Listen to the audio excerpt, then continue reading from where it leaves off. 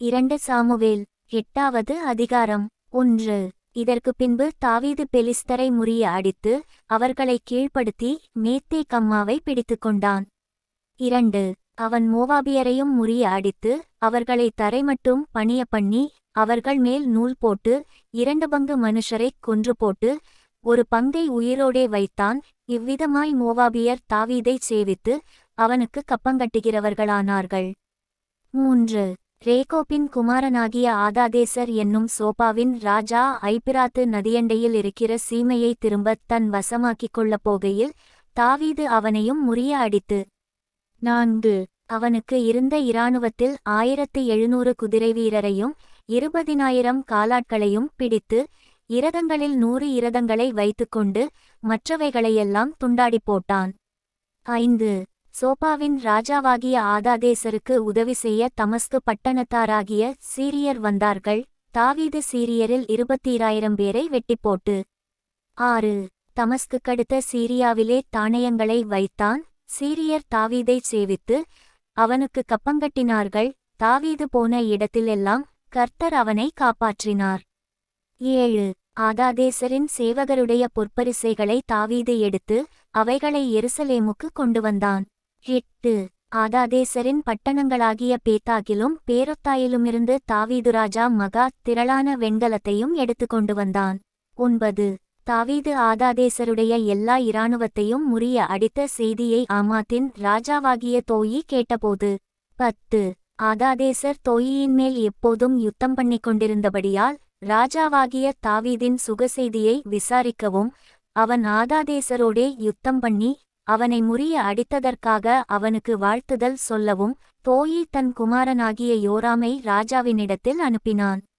மேலும் யோராம் தன் கையிலே வெள்ளியும் பொன்னும் வெண்கலமுமான தட்டுமுட்டுகளை கொண்டு வந்தான். 11.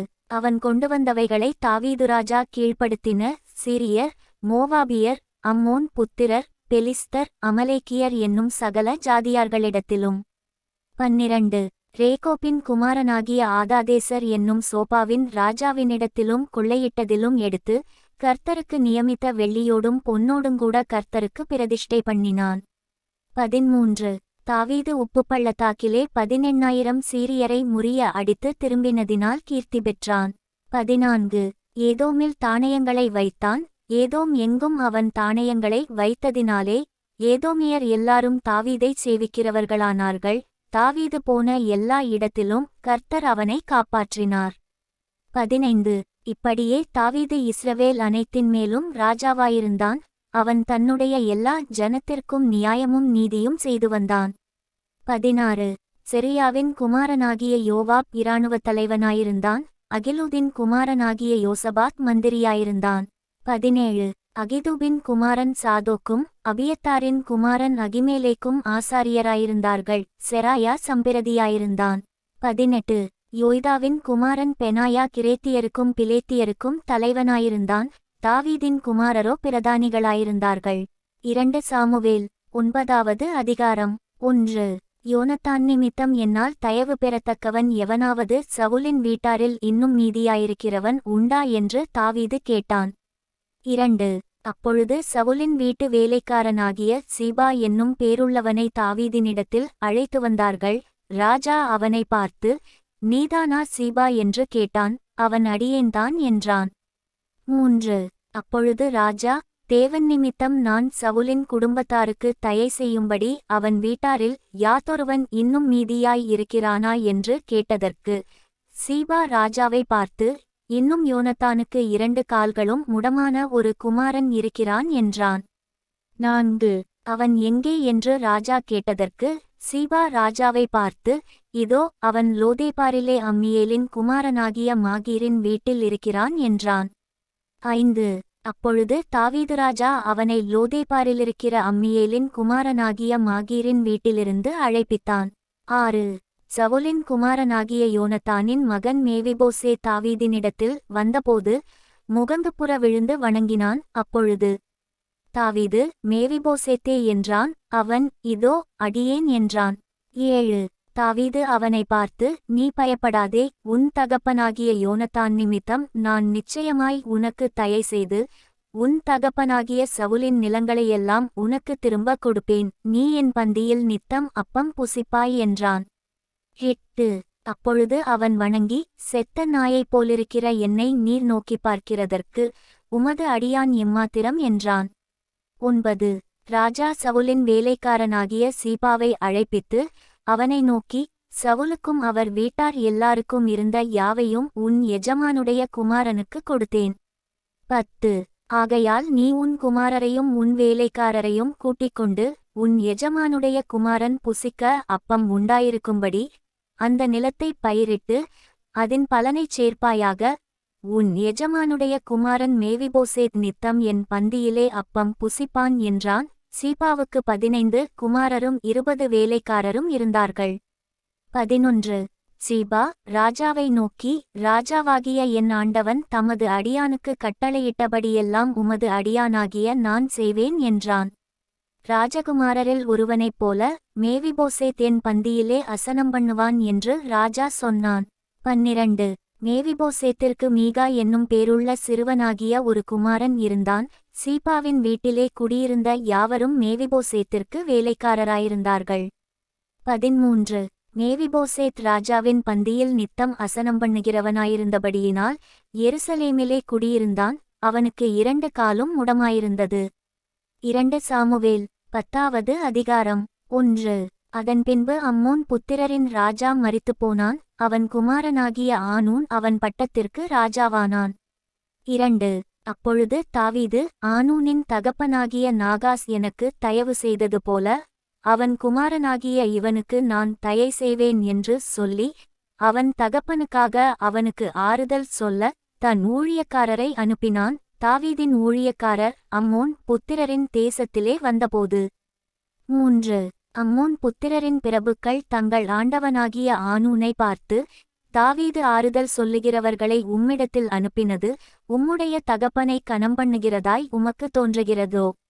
இந்த பட்டணத்தை ஆராய்ந்து உளவு பார்த்து அதை கவிழ்த்துப் போட அல்லவோ தாவீது தன் ஊழியக்காரரை உம்மிடத்திற்கு அனுப்பினான் என்றார்கள். 4. அப்பொழுது ஆனூன் தாவீதின் ஊழியக்காரரை பிடித்து அவர்களுடைய ஒருபக்கத்து தாடியைச் சிரைத்து அவர்களுடைய வஸ்திரங்களை இருப்பிடமட்டும் வைத்துவிட்டு மற்ற பாதியை கத்தரித்து போட்டு அவர்களை அனுப்பிவிட்டான். 5. அது தாவீதுக்கு அறிவிக்கப்பட்டபோது ராஜா அந்த மனுஷர் மிகவும் வெட்கப்பட்டபடியினால் அவர்களுக்கு எதிராக ஆட்களை அனுப்பி, உங்கள் தாடி வளருமட்டும் நீங்கள் எரிகோவிலிருந்து பிற்பாடு வாருங்கள் என்று சொல்லச் சொன்னான். 6. அம்மோன் புத்திரர் தாங்கள் தாவீதுக்கு அருவருப்பானதைக் கண்டபோது ஸ்தானாபதிகளை அனுப்பி பெத்ரேகோப் தேசத்துச் சீரியரிலும் சோபாவிலிருக்கிற சீரியரிலும் 20,000 காலாட்களையும் மாக்கா தேசத்து ராஜாவினிடத்தில் 1000 பேரையும் இஷ்தோப்பிலிருக்கிற 12,000 பேரையும் கூலிப்படையாக அழைப்பித்தார்கள். 7. அதை தாவீது கேள்விப்பட்டபோது யோவாபையும் பராக்கிரமசாலிகளாகிய சமஸ்த இராணுவத்தையும் அனுப்பினான். 8. அம்மோன் புத்திரர் புறப்பட்டு ஒலிமுகவாசலண்டையிலே போர் செய்ய அணிவகுத்து நின்றார்கள். ஆனாலும் சோபாவிலும் ரேகோபிலுமிருந்து வந்த சீரியரும் இஷ்தோப்பிலும் மாக்காவிலுமிருந்து வந்த மனுஷரும் வெளியிலே பிரத்தியேகமாயிருந்தார்கள். 9. யோவாபோ இராணுவங்களின் படைமுகம் தனக்கு முன்னும் பின்னும் இருக்கிறதை காண்கையில் அவன் இஸ்ரவேலிலே தெரிந்து கொள்ளப்பட்ட எல்லா இராணுவங்களிலும் ஒரு பங்கை பிரித்தெடுத்து அதைச் சீரியருக்கு எதிராக அணிவகுத்து நிறுத்தி 10. மற்ற ஜனத்தை அம்மோன் புத்திரருக்கு எதிராக அணிவகுத்து நிறுத்தும்படி தன் சகோதரனாகிய அபிசாயினிடத்தில் ஒப்புவித்து 11. சீரியர் கைமிஞ்சுகிறதாயிருந்தால் நீ எனக்கு உதவி செய்ய வேண்டும். அம்மோன் புத்திரர் கைமிஞ்சுகிறதாயிருந்தால் நான் உனக்கு உதவி செய்ய வருவேன். 12. தைரியமாயிரு, நம்முடைய ஜனத்திற்காகவும் நம்முடைய தேவனுடைய பட்டணங்களுக்காகவும் சவுரியத்தை காட்டுவோம். கர்த்தர் தமது பார்வைக்கு நலமானதைச் செய்வாராக என்றான். 13. யோவாபும் அவனோடிருந்த ஜனமும் சீரியர் மேல் யுத்தம் பண்ண கிட்டினார்கள். அவர்கள் அவனுக்கு முன்பாக முறிந்தோடினார்கள். 14. சீரியர் முறிந்தோடுகிறதை அம்மோன் புத்திரர் கண்டபோது அவர்களும் அபிசாயிக்கு முன்பாக முறிந்தோடி பட்டணத்திற்குள் புகுந்தார்கள். அப்பொழுது யோவாப் அம்மோன் புத்திரரை விட்டு திரும்பி எருசலேமுக்கு வந்தான். 15. தாங்கள் இஸ்ரவேலுக்கு முன்பாக முறிய அடிக்கப்பட்டதைச் சீரியர் கண்டபோது ஒருமிக்க கூடினார்கள். 16 ஆதாரேசர் நதிக்கு அப்பாலிருந்த சீரியரையும் அழைத்தனுப்பினான். அவர்கள் ஏலாமுக்கு வந்தார்கள். ஆதாரேசருடைய படைத்தலைவனாகிய சோபாக் அவர்களுக்கு முன்னாலே சென்றான். 17 அது தாவீதுக்கு அறிவிக்கப்பட்டபோது அவன் இஸ்ரவேலையெல்லாம் கூட்டிக்கொண்டு யோர்தானைக் கடந்து ஏலாமுக்குப் போனான். சீரியர் தாவீதுக்கு எதிராக இராணுவங்களை அணிவகுத்து நின்றார்கள். அவனோடு யுத்தம் பண்ணுகிறபோது 18 சீரியர் இஸ்ரவேலுக்கு முன்பாக முறிந்தோடினார்கள். தாவீது சீரியரில் 700 இரதவீரரையும் 40,000 குதிரை வீரரையும் கொன்று அவர்களுடைய படைத்தலைவனாகிய சோபாகையும் சாகும்படி வெட்டிப்போட்டான்.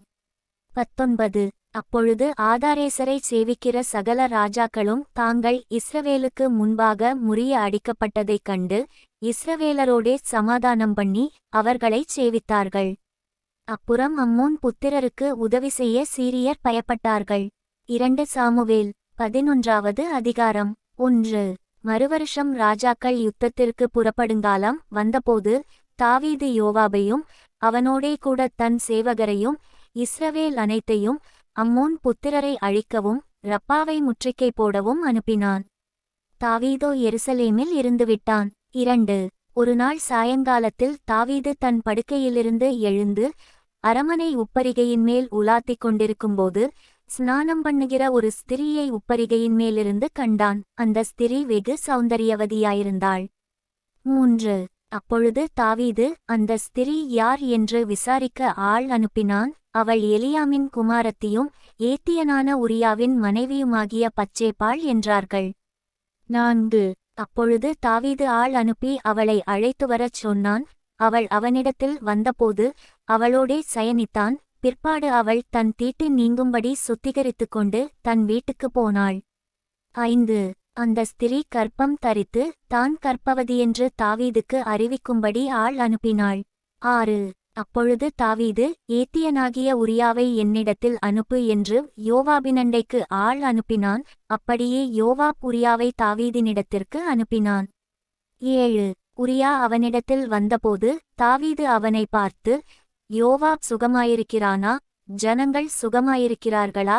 யுத்தத்தின் செய்தி நற்செய்தியா என்று விசாரித்தான். 8 பின்பு தாவீது உரியாவை நோக்கி, நீ உன் வீட்டிற்குப் போய் பாதசுத்தி செய் என்றான். உரியா ராஜா அரமனையிலிருந்து புறப்பட்டபோது ராஜாவினிடத்திலிருந்து உச்சிதமான பதார்த்தங்கள் அவன் பின்னாலே அனுப்பப்பட்டது.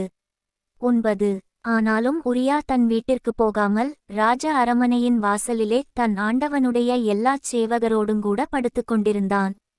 10 உரியா தன் வீட்டிற்குப் போகவில்லையென்று தாவீதுக்கு அறிவிக்கப்பட்டபோது தாவீது உரியாவை நோக்கி, நீ பயணத்திலிருந்து வந்தவன் அல்லவா? நீ உன் வீட்டிற்கு போகாதிருக்கிறது என்ன என்று கேட்டான். 11 உரியா தாவீதை நோக்கி, பெட்டியும் இஸ்ரவேலும் யூதாவும் கூடாரங்களிலே தங்கி என் ஆண்டவனாகிய யோவாபும் என் ஆண்டவனின் சேவகரும் வெளியிலே பாளையமிறங்கியிருக்கையில் நான் புசிக்கிறதற்கும் குடிக்கிறதற்கும் என் மனைவியோடே சயனிக்கிறதற்கும் என் வீட்டுக்குள் பிரவேசிப்பேனோ? நான் அப்படிச் செய்கிறதில்லை என்று உம்முடைய பேரிலும் உம்முடைய ஆத்துமாவின் பேரிலும் ஆணையிட்டுச் சொல்லுகிறேன் என்றான். 12 அப்பொழுது தாவீது உரியாவை நோக்கி, இன்றைக்கும் நீ இங்கே இரு, நாளைக்கு உன்னை அனுப்பிவிடுவேன் என்றான். அப்படியே உரியா அன்றும் மறுநாளும் எருசலேமில் இருந்தான். 13 தாவீது அவனை தனக்கு முன்பாக புசித்து குடிக்கிறதற்கு அழைத்து அவனை வெறிக்கப் பண்ணினான். ஆனாலும் அவன் தன் வீட்டுக்குப் போகாமல் சாயங்காலத்திலே தன் ஆண்டவனின் சேவகரோடே தன் படுக்கையிலே படுத்துக்கொண்டான். 14 காலமே தாவீது யோவாபுக்கு ஒரு நிருபத்தை எழுதி உரியாவின் கையில் கொடுத்து அனுப்பினான். 15 அந்த நிருபத்திலே, மும்முரமாய் நடக்கிற போர்முகத்திலே நீங்கள் உரியாவை நிறுத்தி அவன் வெட்டுண்டு சாகும்படிக்கு அவனை வெட்டு பின்வாங்குங்கள் என்று எழுதியிருந்தான். 16 அப்படியே யோவாப் அந்த பட்டணத்தைச் சூழ காவல் போட்டிருக்கையில் பராக்கிரமசாலிகள் இருக்கிறார்கள் என்று தான் அறிந்த இடத்தில் உரியாவை நிறுத்தினான். 17 பட்டணத்து மனுஷர் புறப்பட்டு வந்து யோவாபோடே யுத்தம் பண்ணுகையில் தாவீதின் சேவகராகிய ஜனத்தில் சிலர் பட்டார்கள். ஏத்தியனாகிய உரியாவும் செத்தான்.